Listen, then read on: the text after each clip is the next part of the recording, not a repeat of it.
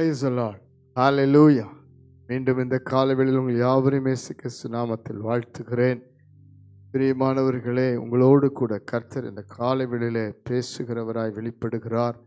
சோர்ந்து போகாதிருங்கள். வாழ்க்கையில் உளவாய் உங்களுடைய சூழ்நிலைகள், போராட்டங்கள், பிரச்சனைகளிலே கலந்திருக்கலாம். நேற்று இரவு வரைக்கும் கூட உங்களுக்கு சமாதானமற்ற நிலைமை இருந்திருக்கலாம். மனம் சோர்ந்து போகாதிருங்கள். உங்களுக்காக தேவன் பேசுகிற தீர்க்கமான வார்த்தை பார்த்து ஜெபிக்க போகிறோம். கர்த்தர் எல்லா காரியத்தில் ஒரு விடுதலை கொடுத்து நடத்துவார். ஹல்லேலூயா. யோவான் எழுதின சுவிசேஷம் 6ஆம் அதிகாரம் 21ஆம் வசனத்தை வாசித்து பாருங்கள்.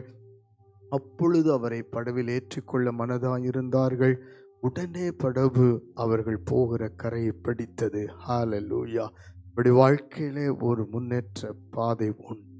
நாம் கர்த்தரோடு இசைந்திருக்கும் பொழுது, இயேசுவோடு, அதாவது அவருடைய ஜீவனுள்ள வார்த்தையோடு நம்ம வாழ்க்கை இணையும் பொழுது, தூய ஆவியானவருடைய வழி நடத்துதல் ஆலோசனையோடு நாம் இணையும் பொழுது சேர வேண்டிய ஆசீர்வாதமான கரை, விடுதலை என்கிற கரை, நல்ல சுகபலன் ஆரோக்கியம் என்ற கரை, அப்படி பிள்ளைகளுக்கு முன்னேற்றமான வாழ்க்கையின் கரை, இது மாத்திரமல்ல பரலோக ராஜ்யம் என்ற அக்கறை. பிரியமானவர்களே, நாம் நித்திய ஜீவனுக்கென்று பிரயாணம் பண்ணி கொண்டிருக்கிறோம். அவற்றிலும் கர்த்தர் நம்மோடு இருக்கிறார். சீசர்கள் அவர்கள் படவில் பிரயாணம் பண்ணி கொண்டிருந்த பொழுது கொந்தளிப்பு, பெரும் படகை மூழ்கடிக்க வந்த நிலைமையில அவர்கள் அலறிக்கொண்டிருந்த, அவர்கள் நேர முடியாதிருந்த இந்த அலைகளினாலே அலைக்கழிக்கப்பட்டு கொண்டிருந்த நேரத்தில் கூட வாழ்க்கையில பலவிதமான முன்னேற்ற தடைகள் இருக்கலாம்.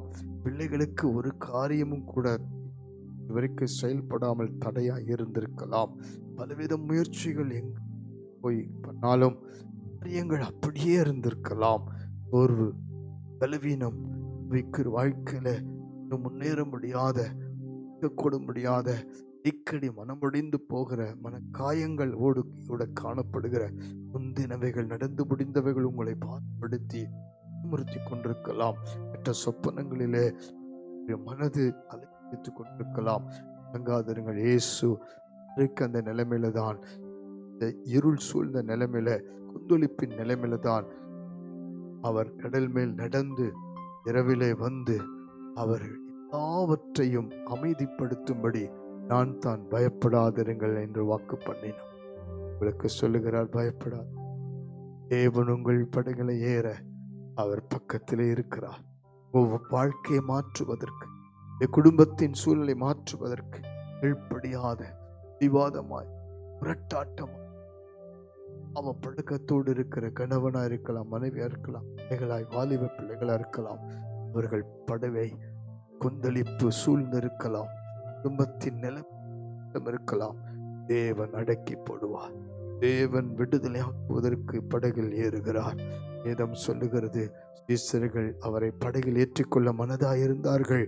இன்றைக்கு நாம் கர்த்தரை முழுமையாய் ஏற்றுக்கொள், நம்மை சொந்த ரட்சகராய் ஏற்றுக்கொள்ள, பாதையில நடக்க, அவரை நம்பி விசுவாசித்து வாழ ஒப்பு கொடுக்கும் பொழுது, குடும்பம் ஒப்பு கொடுக்கும் பொழுது, வாலிப பிள்ளைகள் ஒப்பு கொடுக்கும் பொழுது சேர வேண்டிய கரை என்கிற வாக்குத்தத்த ஆசீர்வாதம், நம் வைத்திருக்கிற திட்டங்கள், தரிசனங்கள், மேன்மைகள் ஒவ்வொன்றுக்கு நேராய் கர்த்தர் நடத்துவார். படகு அவர்கள் போகிற கரையை பிடித்தது.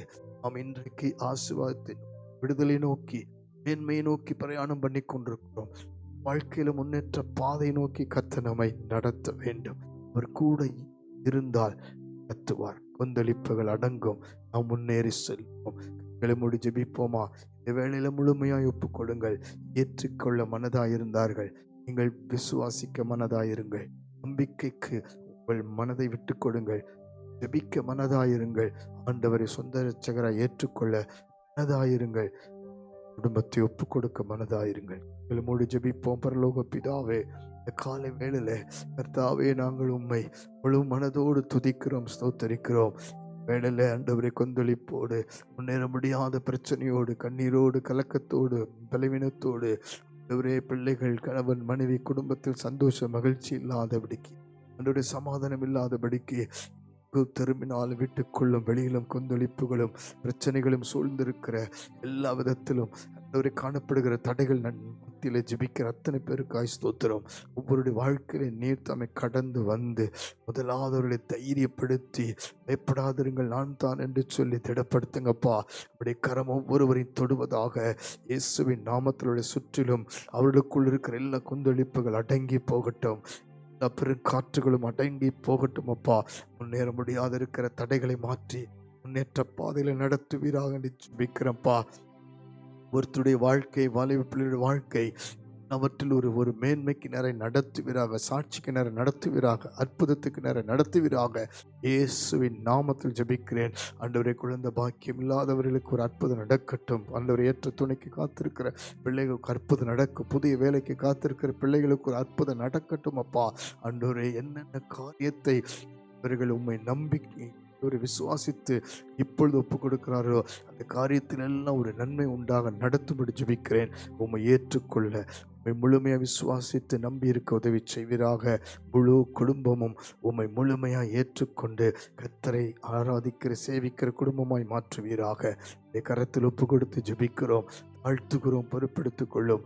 ஆண்டவரை, சேர வேண்டிய கரை என்கிற ஆண்டவரே மேன்மைகள் ஆசீர்வாதங்கள் மாத்திரமல்ல, நித்திய ஜீவனுக்கு நேராய் பரலோக ராஜ்யத்துக்கு நேராய் சத்திய ஆவியானவர்களோடு இருந்து நடத்தும்படி ஜெபிக்கிறோம். அப்படி செய்வதற்காக நான் இயேசுவின் மூலம் பிதாவே, ஆமென், ஆமென். God bless you. கர்த்தர் உங்களுக்கு உதவி செய்வார், பாதுகாப்பார், வழி நடத்துவார்.